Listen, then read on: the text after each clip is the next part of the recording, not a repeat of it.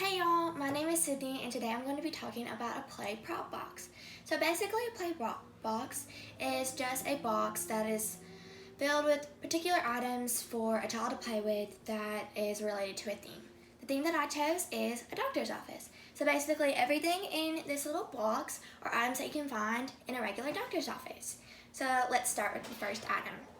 The first item we have here is a doctor's coat. So the child in this scenario will put on a doctor's coat to allow everybody to know that they are the doctor.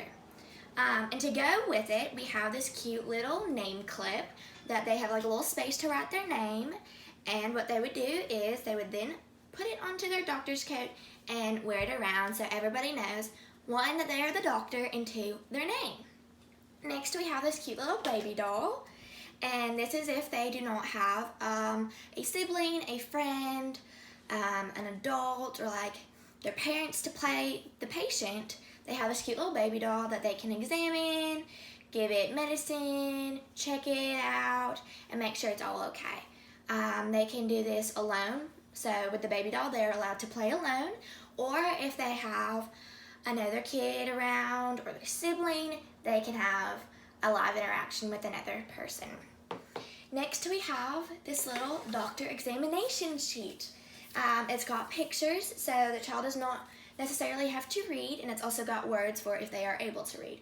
So first up here we have patient's name. So the doctor in this instance will write down the patient's name or the baby doll's name. And then they can check, is it a boy or a girl based on the pictures or the words. Then they will take the kid's temperature and their heart rate using the tools in this box that we will show later. And then right here it says reasons for their visit. Do they need an eye exam? Are they sick? Do they get hurt? Or is it just a regular checkup? And there's little boxes next to it and they can just check which one it is.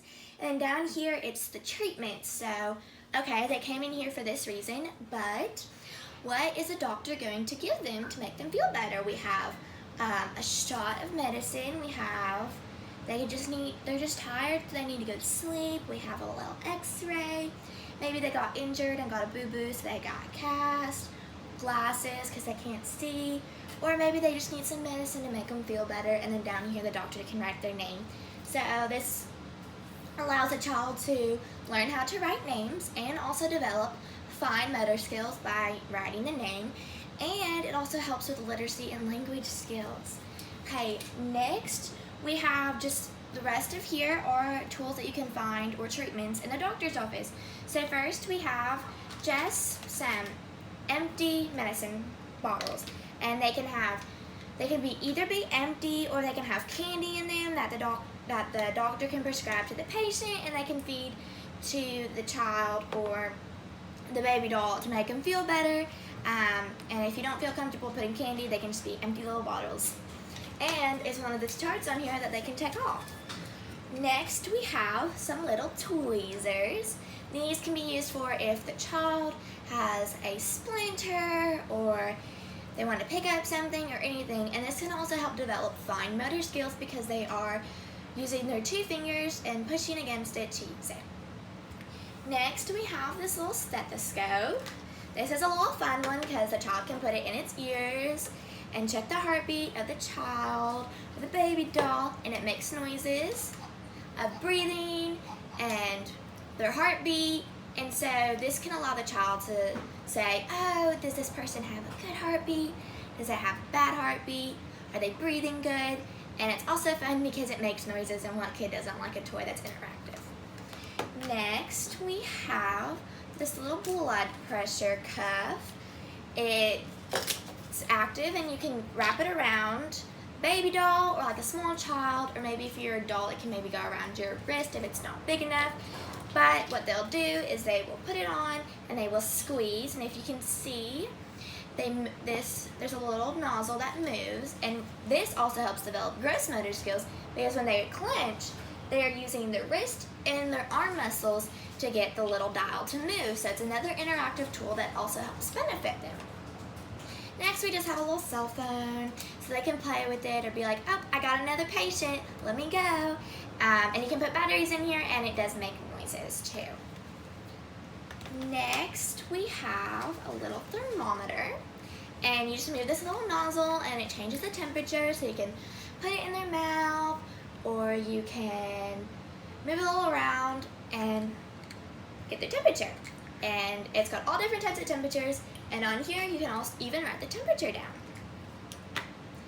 Next we have a little syringe, and this syringe, you push it up and it can be used for medicine to give the child a shot, or if the child's a little older and knows about blood being drawn, it can also be used for that too. This helps develop fine motor skills because they are moving their fingers to get the medicine up into the child. Next we just have two little scissors. This also helps with fine motor skills too because they're just using the scissors, but this can be used to cut off any bandages that the child has, or cut off a little piece of hair. They're not real scissors, so they won't cut real hair, but they can be used for a play version. Next we have these three, and these are three common ones that you do actually see in the child's office. This is a little mouth mirror, so they can put it in their tongue, move it around, and they can see all in the mouth and the tongue and see if it looks okay. Next we have a little ear scope, and they can just put it in the patient's ear and look around and make sure it's okay. And this happens every time I go to the doctor, so this can help them also figure out real world situations of like, oh, this actually happens. And then next, this is my favorite. It was a reflex hammer. I always did this when I was a little kid, so it's gonna be fun, and I know a lot of kids will enjoy it. But you just hit it on the knee, and usually when you hit it right in the right place, your knee will flex up. And this is a fun little thing because it's interactive and it's fun at the same time. Like, you hit it and your leg moves. So kids can enjoy this one too because it's interactive. Next we do have two highlighters and a pencil that you can use on the evaluation sheet. Sometimes pencils are boring because there's no color, but you have highlighters which show color, and since this is a colorful evaluation sheet, they could use color to help show. Then we have just some little band-aids. You can use real band-aids or these toy band-aids. These toy band-aids aren't destroyed every time you use them, but they are a little small, but they can be used on a couple fingers or on a child's wrist, maybe even fits my wrist a little bit. And so they can use this like, oh, if you have a little boo-boo or they say you scratched yourself, you can use this in that way. And then the last one is money. You can use real or fake. I would say use fake just in case it gets ripped or lost. You're not losing your real money. But so what you would do is at the end of the doctor's appointment, when everything is over, you usually have to pay for your appointment, right?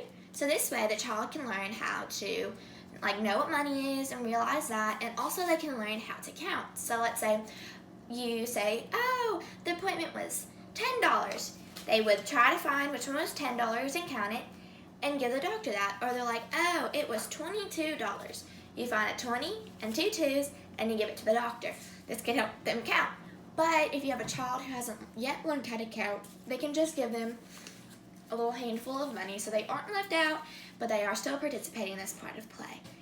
So this is it for my prop box. I hope you'll enjoy it, and thank you for watching. Bye!